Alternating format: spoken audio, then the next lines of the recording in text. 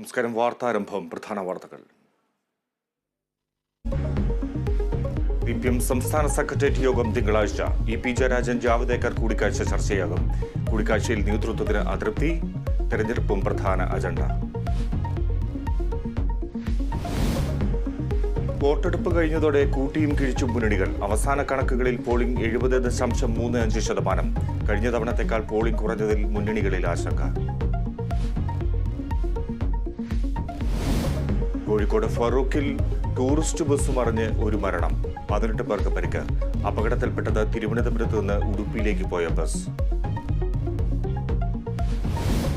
കൊല്ലം അഞ്ചലിലെ സർക്കാർ ആശുപത്രിയിൽ രോഗികൾക്ക് ദുരിതം. ആവശ്യത്തിന് ജീവനക്കാരില്ലാത്തത് പ്രതിസന്ധി.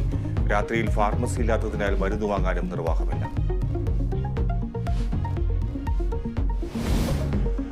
IPL ഇന്ന് 2 മത്സരങ്ങൾ. ആദ്യ മത്സരത്തിൽ ഡൽഹി മുംബൈയെ നേരിടും. Lucknow super giants രാജസ്ഥാനാണ്.